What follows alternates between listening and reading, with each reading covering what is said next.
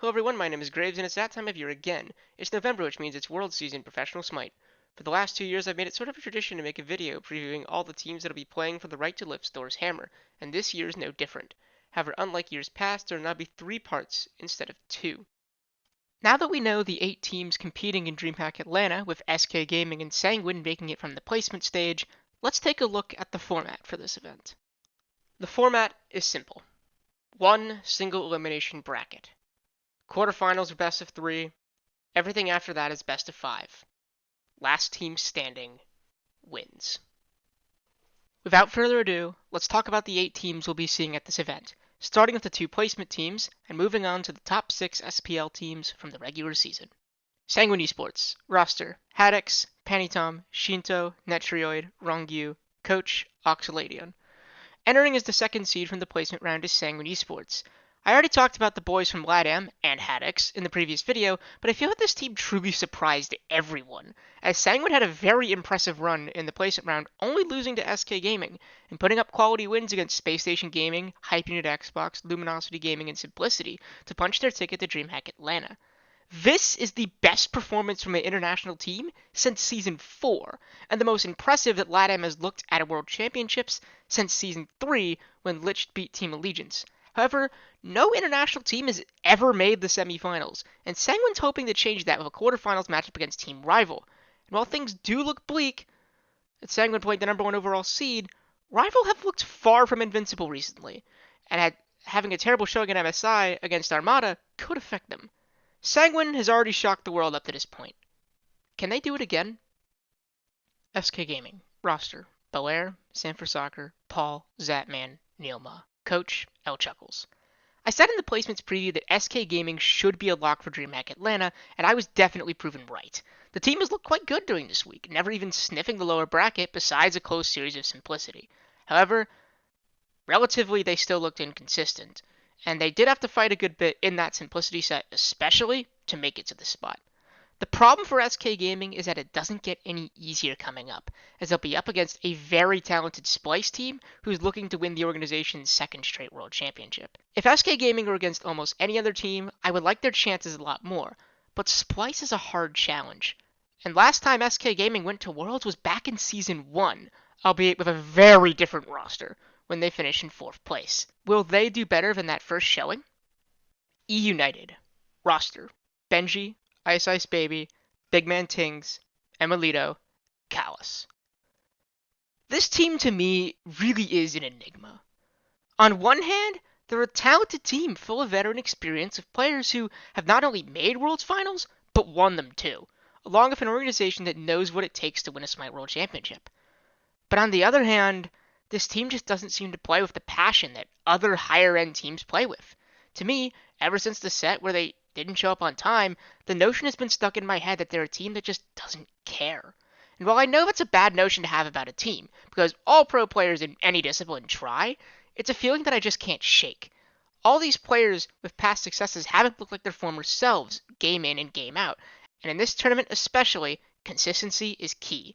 Combine all this with the prospect of playing a very hungry and skilled Renegades roster who has some pedigree experience of their own this year, and I wouldn't be surprised to see eUnited out on Friday. Pittsburgh Knights. Roster. Rowe, Adapting, Deathwalker, Vote, and Milsey. The concept of PK at the start of the year was to build the ultimate European super team. Take some pieces from Energy, Rival, and Dignitas and combine them together into an unholy abomination that would take the SPL by storm. However, reality is often disappointing for fans of this team, as that simply hasn't happened, especially in Phase 2. Everything came to a boiling point, and eventually Zeros is gone, taking his talents to the one opening available to him, the analyst desk. This team's success at this tournament will revolve around one player in particular, Rowe, who came in from being the team's coach to its starting solo laner, after the original starting solo laner Deathwalker moved to mid to fill in the gap for Zeros that I mentioned earlier. If Rowe can play well and get picks he's comfortable with, namely Jormungandr, PK could do something at this tournament, because they certainly have the talent to do so. However, if this team is only as strong as its weakest link, and Rowe is more of a liability than an asset, PK can and likely will struggle against Dignitas, a team that can easily pick PK apart. Dignitas. Roster. Variety, Cubo Fred, Heroind, Ataraxia, Trickstank. Coach, Biggie. Last year, Dignitas were a World semi-finalist and lost to the eventual winners in an embarrassing 3-0. This year, with what is now Dignitas' second ever SWC appearance, the black and yellow are back, and possibly better than before. Bringing in Heroind and Ataraxia for this season has worked out very well so far, and this group of 5 easily has the talent and experience to make the semifinals at least. But this tournament will also be the end of an era. Earlier this year, Ataraxia let slip that this would be his last season in the SPL, and as a player who's made the finals twice and lost both times, he for sure wants to do everything he can to go out on top and lift the hammer that has ever seemed out of reach. Can the black and yellow this year claim the ultimate prize? Renegades. Roster. Nika, Cherio, Dardas, Funballer, Iraffer. Coach, Hazer. Next up are your mid-season invitational champions, Renegades. However, Renegades didn't just win MSI. They completely destroyed everyone, not even dropping a single game. And RNG carried that momentum into Phase 2, where they were winning set after set, only dropping one set to Dignitas the entire phase, though that was a 3-0. However, they haven't necessarily looked dominant in the sets they've won, with a lot of 3-1s and 3-2s, and you could argue that some players right now aren't looking as good as they did during the end of Phase 1 and the mid-season invitational. However, if there is one thing that is without a doubt, it's the experience of his team.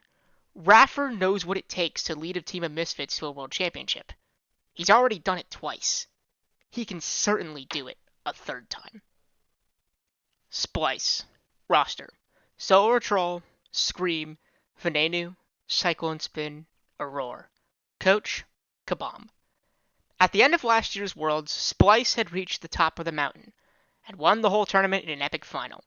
They were easily the best team in the world, and nothing looked like it could stop them from carrying that momentum into Season 6. Then it all abruptly fell apart. But World Champions don't die that easily. Yes, they lost 3 of the 5 members of that World's winning roster, but I'd argue that they've gotten an upgrade at every position. You may have lost a Rock to rely on in Devios, but they replaced them eventually with the best rookie solo laner performance since Fino-K in Solo or Troll. They may have lost Sino and Moswall, but Splice replaced them with another mid-jungle combo that's won Worlds, Scream and Venenu, and they look like they did back on that E-United team that dominated Season 4 Worlds. Combine that with Cyclone Spin playing like a god and Aurora playing in a meta that perfectly suits his aggressive playstyle, and it's no surprise that this team, for many people, is one of the favorites to win the entire tournament. No organization has ever won this event twice. Splice hopes to change that this year. Team Rival. Roster. Fino-K, Captain Twig, Pandacat, Arkill, Polar Bear Mike. Coach, Slaney. Last but not least, we have the number 1 overall seed in the SPL, Team Rival. Rival has easily been the most consistent team of Season 6. However, after being the best team in the league in Phase 1, they had a huge reality check at MSI when they lost to Armada in an embarrassing fashion. Phase 2 hasn't been as good as Phase 1 was, but they still were in the top half of the performance-wise and still locked up the number 1 overall seed relatively early on. Rival is a good and experienced team, but the organization has never had the best luck at SWC. Sure, they have made the finals both times they've been here, but they've walked out empty-handed both times. However, this year, they have a very different, yet still very experienced roster, and with new hopes.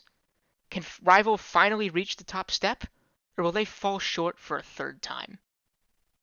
Now I have a little treat for all of you.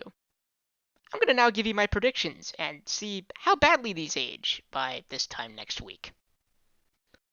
Here's some good old bonus content for you. I might as well make my predictions because, we'll see if these become terribly out of date soon. So we'll start with Rival versus Sanguine, number 1 versus number 8, and I think this set's going to be closer than most people are probably predicting to be. Do I still think Rival will win? Yes, but I think it's going to be a 2-1. I don't know if I can click match details here, but I think this is going to be a 2-1. As for Dignitas PK, I think it's going to be Dig, and I think Dig's going to know what PK's doing, so I think it's going to be a 2-0, if I'm being honest. but I think it could be a close 2-0. Splice SK, I'm picking Splice, because while I do like SK, I think they're just too inconsistent for their own good, as I've already said earlier. As for Renegades United, it's easily Renegades. So we now have our top 4. Rival versus Dig. Dig has recently looked a lot better than Rival has, and I think this is going to be an upset. Number 1 seed Rival will go down to Dignitas, but I think it will be a close set.